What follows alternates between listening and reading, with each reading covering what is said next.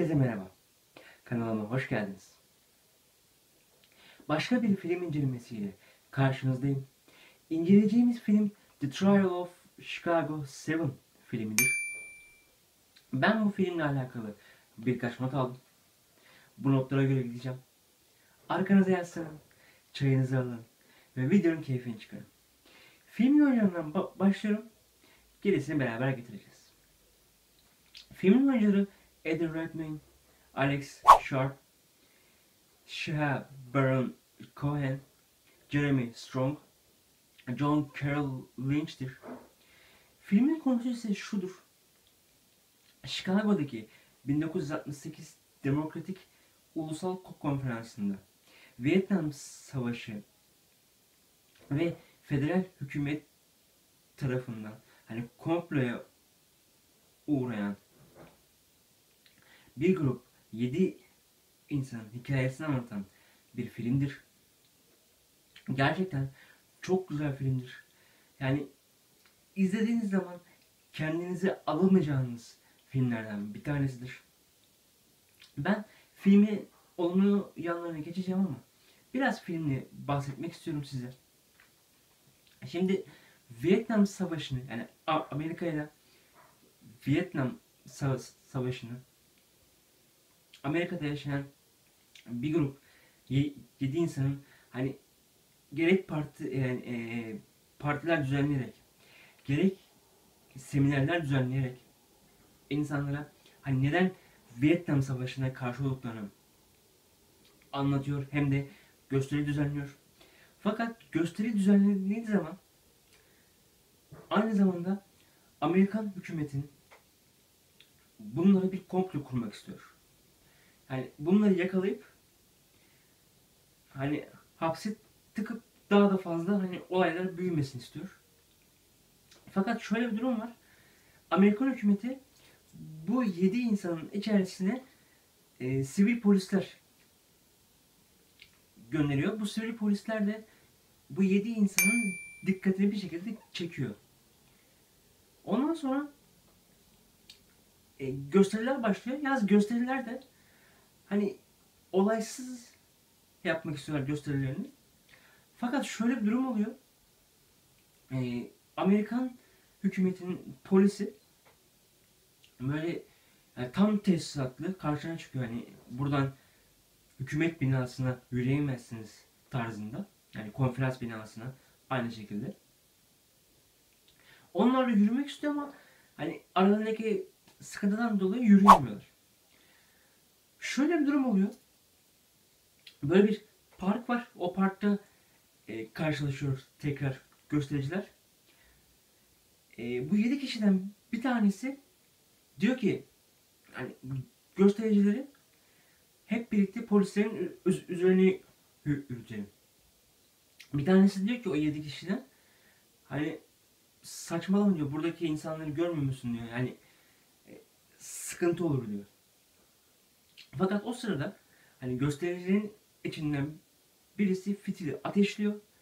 Fitili ateşleyince karşı taraf Amerikan hükümetinin polisi de gaz bombalarını yolluyor. Maskelerini takıyor. Ondan sonra bir güzel göstericileri copluyor, tutukluyor. Ve bu 7 insanın da gözaltına alıp sorguluyorlar ve mahkemeye çıkartıyorlar. Film de bunu işliyor. Çok güzel film gerçekten. Herkesin izlemesi gereken filmlerden bir tanesi. Ben filmin olumlu yanına geçeceğim şimdi. Filmin diyalogları gayet iyi. Herkesin birbiriyle gerek karşısındaki karşıt görüşte olduğu kişilerle diyalogları gayet iyi. Filmin hikayesi çok iyi anlatıyor bu film. Film diyor ki beni izle diyor. İzlediğiniz zaman çok daha iyi anlayacaksın bu filmi. Ve izlerken de çok şaşırıp ve zevk alacaksın benden diyor. Film bunu çok iyi gösteriyor. Yargılanan Chicago yedilisinin niye yargılandıklarını film çok iyi gösteriyor. Bu noktada film yükseliyor. Güzel bir durum.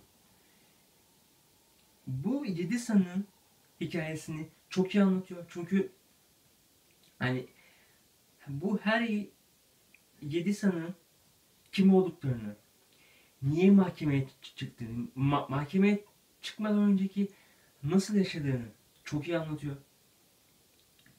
Ve filmde bir sürü flashback oluyor. Bir günümüze geliyorlar. Hani günümüzde mahkemede yargılanıyorlar. Ama bir de geçmişe dönüp niye mahkeme salonunda olduklarını çok iyi görüyoruz. Hani film e, bu noktada çok iyi anlatıyor bize. Ve filmin müzikleri gayet iyi. Hani böyle çok iyi müzikler var. Ama bu da yani bu müzikler de filmin öyle bir yerinde çıkıyor ki hani filmle bu müzikler birleşince filmi daha çok izletiyor. Bu güzel bir durum olmuş. Ve yani 1960'lı yıllarda hani o zamandan beri ırkçılığın nasıl buralara kaldı, buralara kadar hani günümüze kadar geldiğini çok iyi anlatıyor film. Hani filmde gerçekten hani ırkçılığı çok iyi işliyor. Hani çok güzel bir e, durumdur bu da. Ve bu film izlenir mi derseniz kesinlikle. Çünkü 1969'daki bu meşhur davayı çok iyi gösteriyor film. Ve film o kadar akıcı ki siz de izlemekten kendinizi alıkoyamıyorsunuz. Çok güzel bu noktada. IMDb'nin bu filme vermiş olduğu puan 7.8'dir.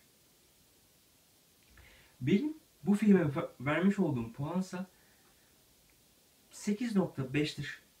Aslında 9 ve daha fazlasını hak ediyor ama 8.5 tam yerinde bir puandır bu film için. Bugün de böyle bir video olsun. Yarın da güzel bir video gelecek.